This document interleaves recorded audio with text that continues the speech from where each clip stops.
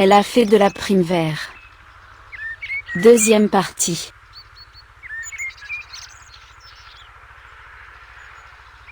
Le Benjamin, inquiet de ne pas voir son aîné rentrer, le chercha dans la forêt, pendant des jours et des jours, en vain. La neige fondit, et le printemps arriva, recouvrant les champs de ses belles nuances colorées. Un jour, il remarqua une grande et belle fleur jaune, qui avait poussé sur un parterre d'herbes tendres, au bord du chemin. Que cette fleur est belle, je vais la porter sur mon cœur.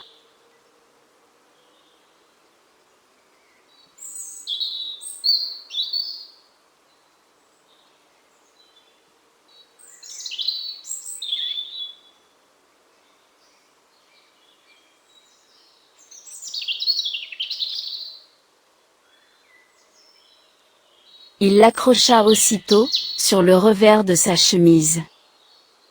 Plus il marchait, plus il se sentait léger.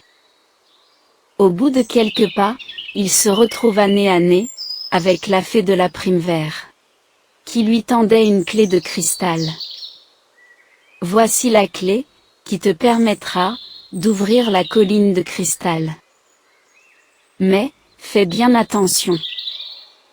N'emmène que ce qui te paraîtra le plus précieux.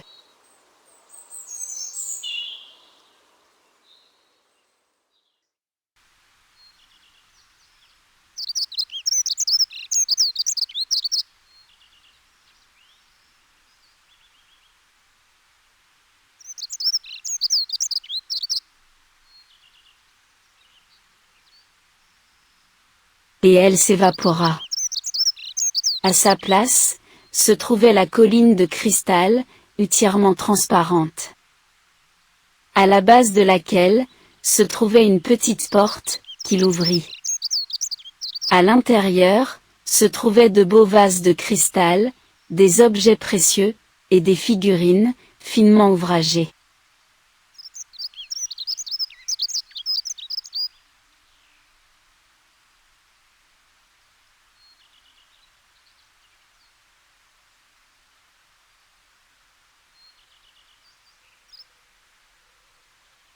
Parmi elles, se tenait une poupée de cristal, dont les traits étaient si beaux, et si vivants, que le frère en tomba instantanément amoureux.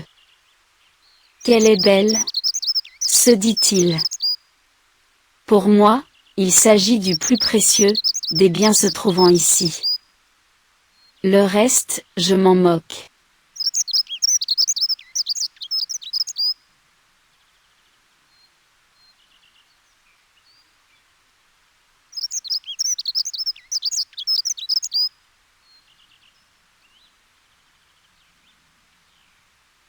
Le jeune homme ressortit alors de la colline, avec pour seul bagage, la clé de cristal, et la poupée.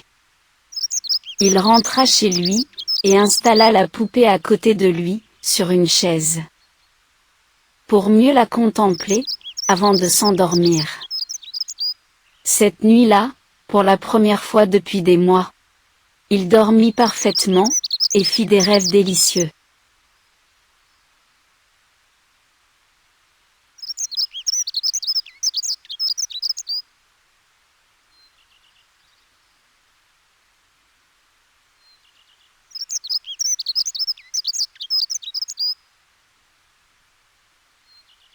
À son réveil, il se tourna immédiatement, vers la poupée de cristal. Mais, ce qui était, la veille, une poupée, était maintenant, une magnifique jeune femme, en chair et en os, qui lui souriait. En me choisissant, tu as su écouter ton cœur, et tu en es, à présent, récompensé. Car, les trésors, et bijoux, s'épuisent vite, alors qu'un amour véritable, peut durer toute la vie.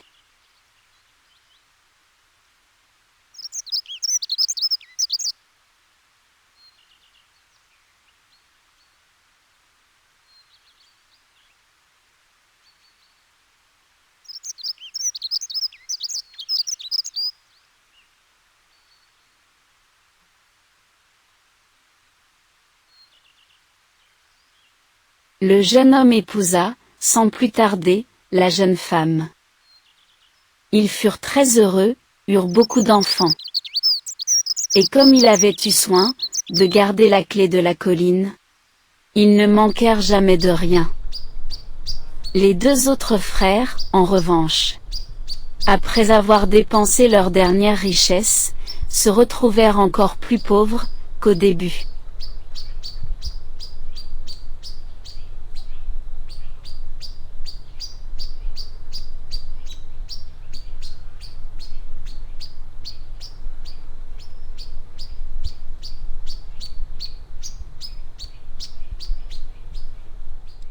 Ils furent expulsés à l'étranger.